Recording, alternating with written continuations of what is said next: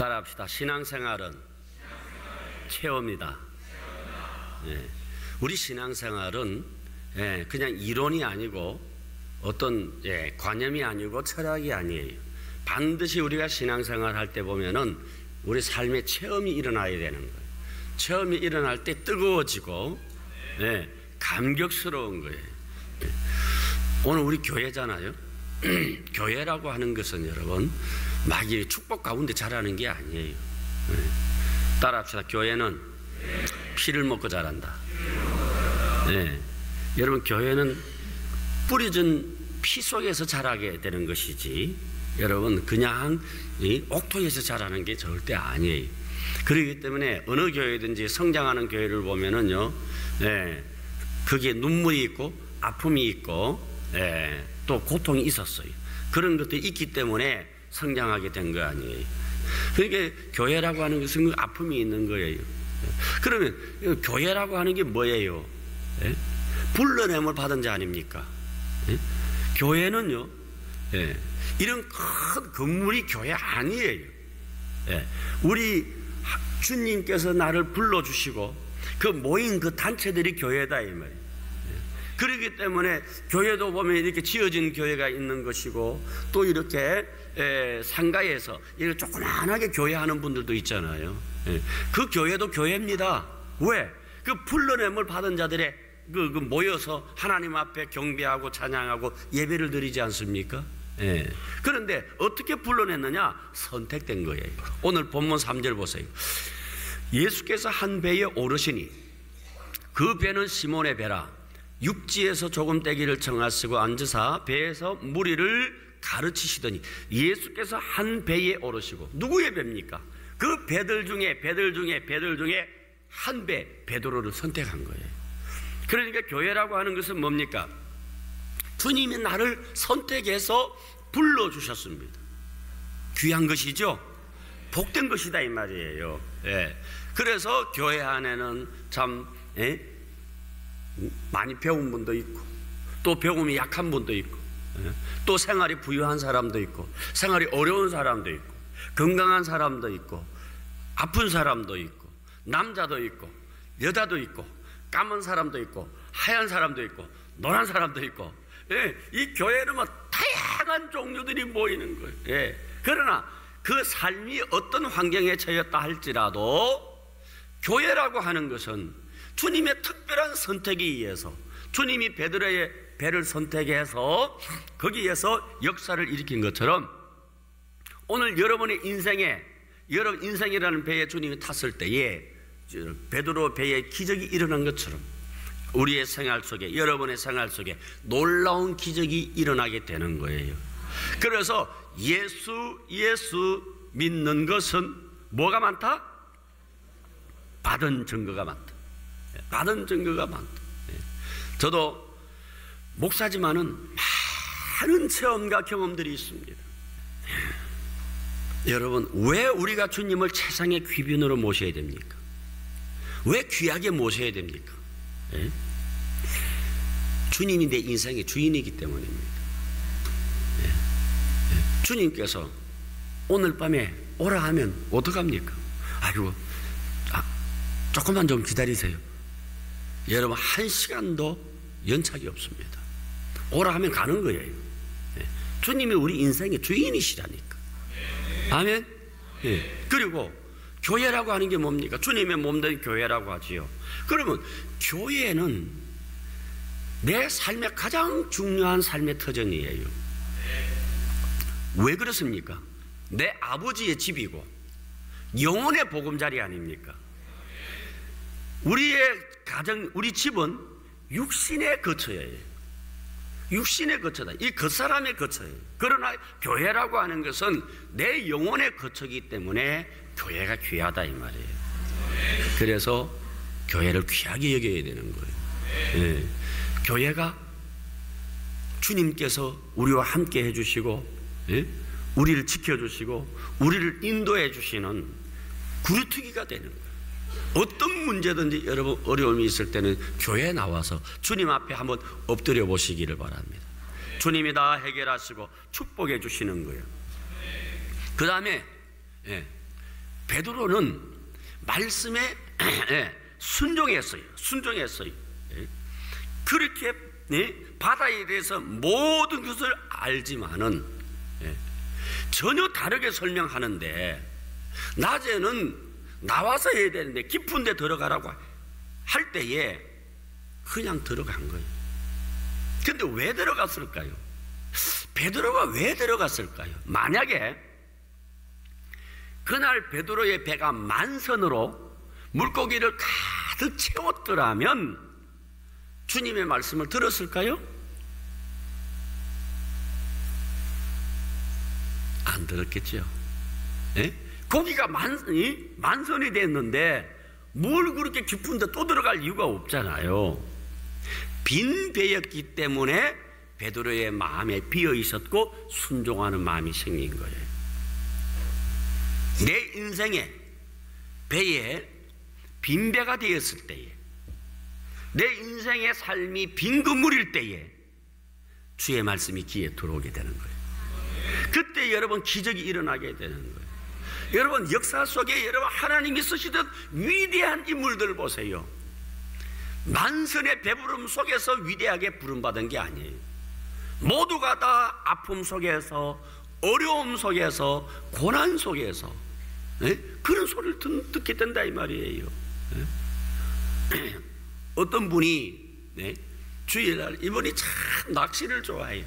그래서 뭐 낚시 동호회가 있는가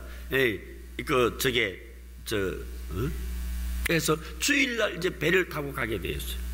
그래서 이제 남편과 함께 차를 타고 가는데 마음에 뭔가 찡한 게 있잖아요.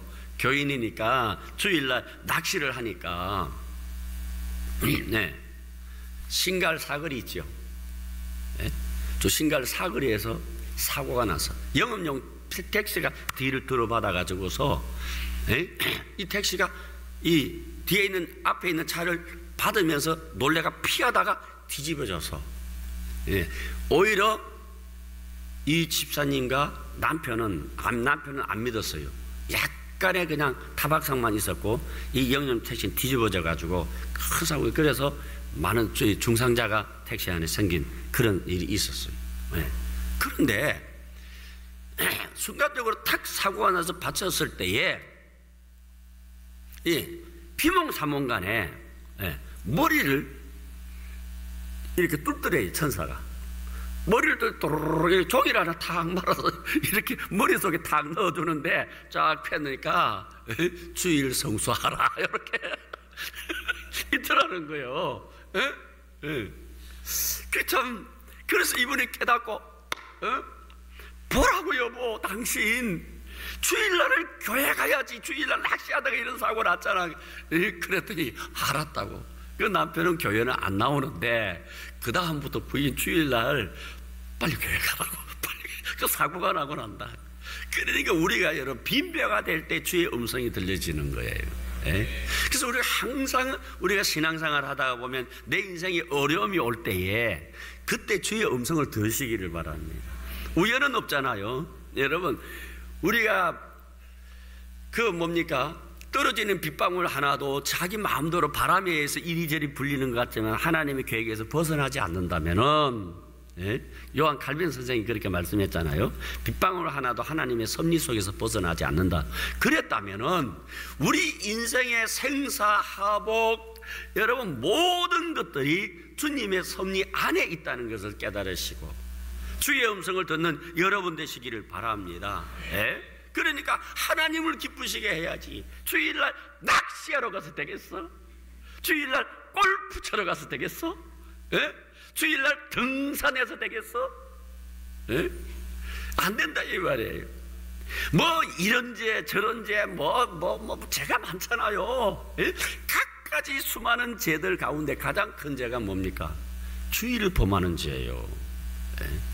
다른 죄만 큰 게 아니에요. 그래서 하나님 앞에서 내가 신앙생활 때 주일은 절대로 범하면 안 돼. 아시겠습니까? 한번 따라 합시다. 어떤 일이 있어도 주일 성수는 한다. 주일을 지킨다. 아멘.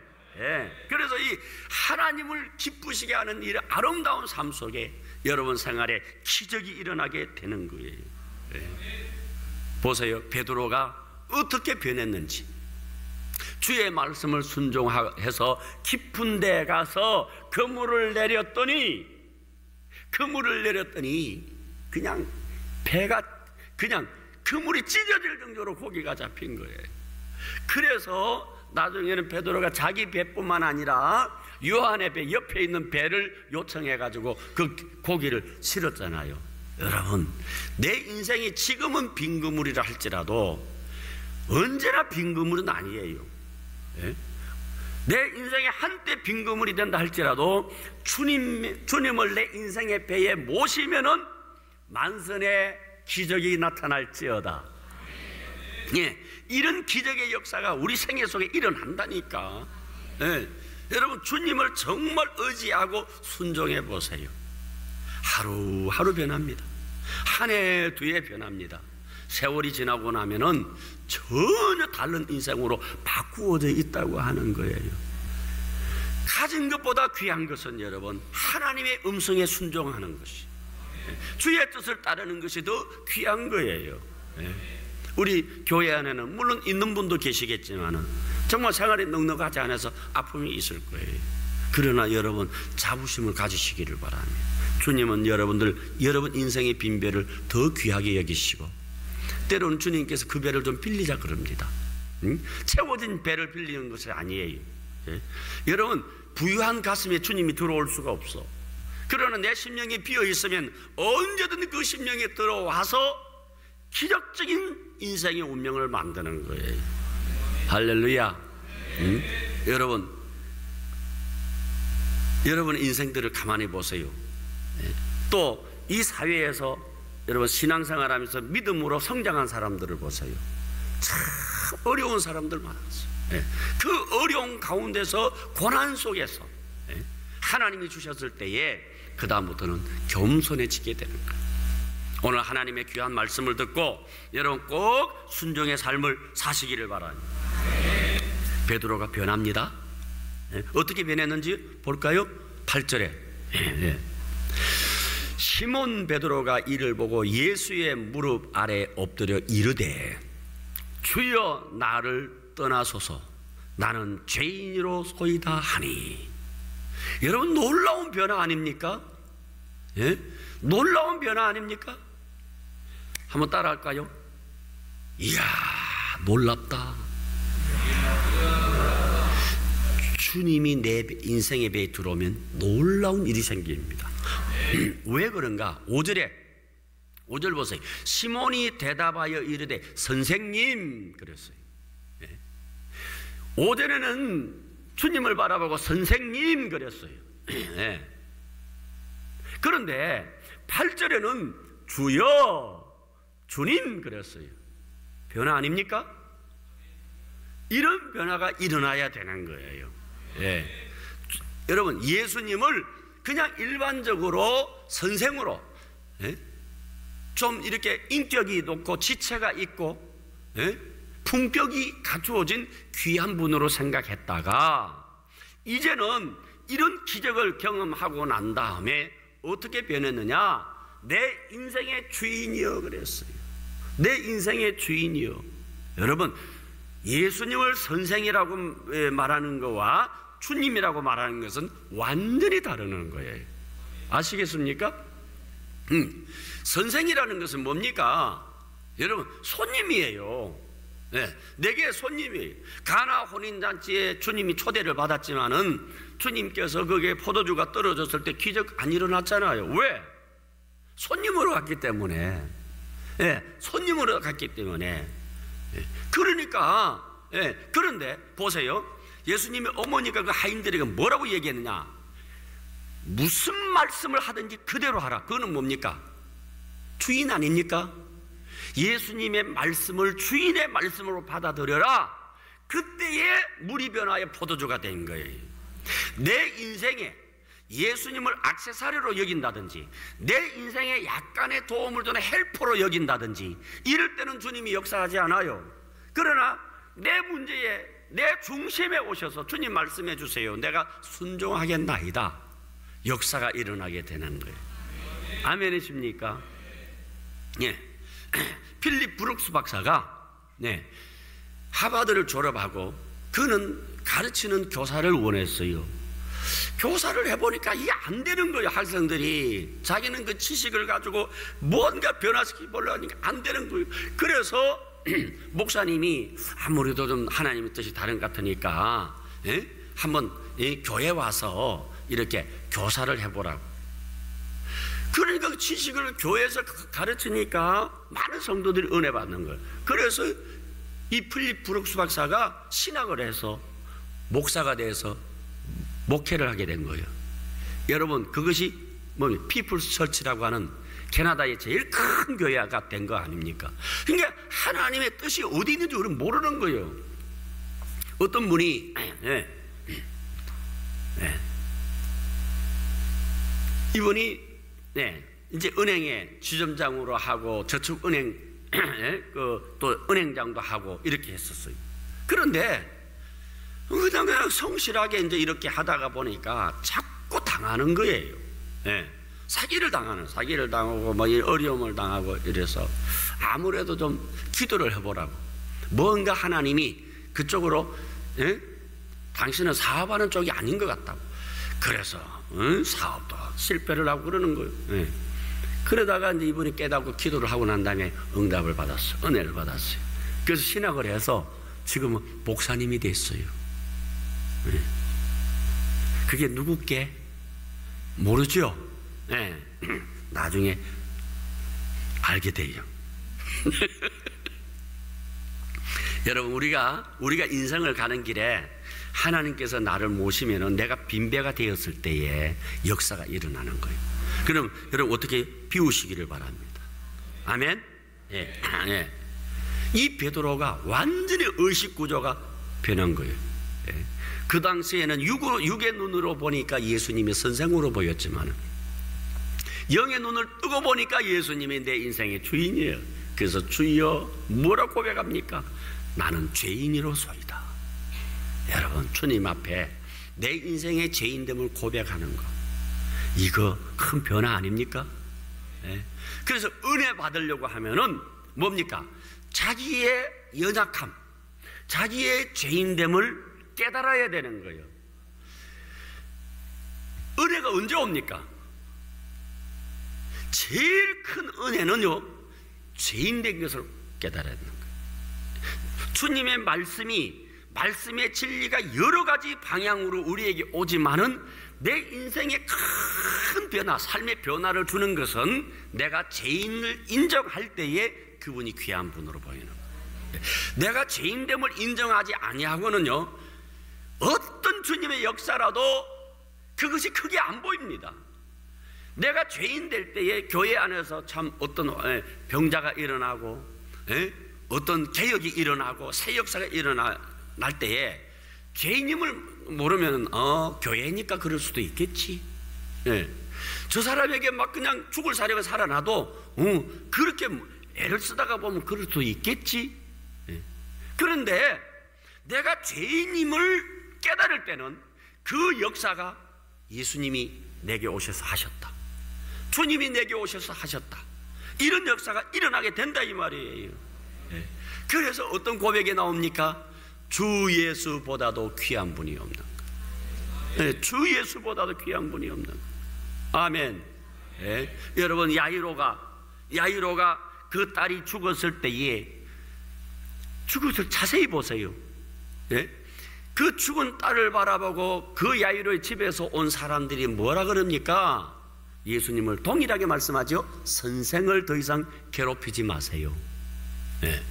근데 베드로 뭡니까? 예수님께서 그 야이로에게 뭐라 합니까? 두려워 말고 믿기만 하라. 나를 믿으라는 거 아니야. 그러니까 야이로가 주님의 말씀을 믿고 순종해서 데려갔더니 죽은 아이에게 뭐가 들어왔더라? 생명이 들어왔더라. 생명이 들어왔더라. 이것이 하나님의 역사 아닙니까? 왜 그 말을 받아들였나요? 다른 길이 없으니까. 오늘 내가 인생을 사는데 내가 여러 가지 삶의 문제가 있어요. 그러면은 이 길도 있고 저 길도 있을 거예요. 여러 가지 길들이 있을 거예요. 해보세요. 해보라니까요. 해보고 안 되면 주님께 나오세요.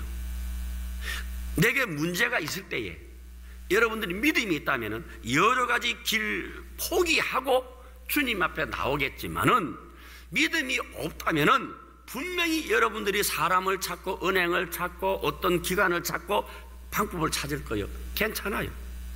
해보시라. 그래야 여러분들 후회가 없어요. 제가 신학을 할 때에 가르치던 교수님이 그런 말씀을 하시더라고요. 신학을 해서 목사가 되기 전에 차라리 세상으로 나가보는 것도 괜찮다. 다른 일을 해보는 것도 괜찮다. 그래서 이것저것 해보다가 나중에 주님밖에 없다고 생각하면 그때 와서 신학을 해도 늦지 않습니다.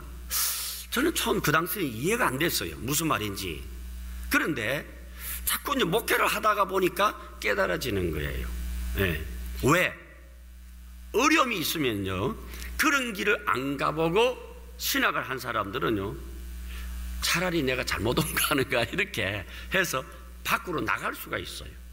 그러니까 그런 것을 차단하기 위해서 오히려 해보라고. 그래서 내가 목사가 아니면 안 되겠다는 이런 절박함이 있을 때에 그때 와서 신학을 하라는 거예요. 그래서 교수님이 그런 이야기할 때 처음에는 상당히 이해가 안 됐지만은 나중에 그것이 깨달아지더라고요. 그러니까 주님께서 여러분들이 믿음으로 들어와서 지금도 이렇게 참 신앙생활 하는 분들도 귀하지만은 밤새도록 수고해서 밤새도록 고기 잡아보고 한 마리도 잡지 못했을 때에 여러분의 배가 빈그물이 되었을 때에 그랬을 때에 주님 앞에 나와서 주님의 말씀을 순종할 때에 거기에 기적이 일어날 때에 여러분들 흔들리지 않을 거예요. 아멘이십니까?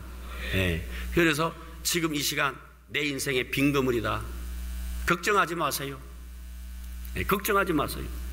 오늘 주님을 모시면은 만선의 기적을 경험할 줄로 믿습니다. 그래서 신앙생활이라고 하는 것은 뭐냐? 신앙생활은 체험이에요.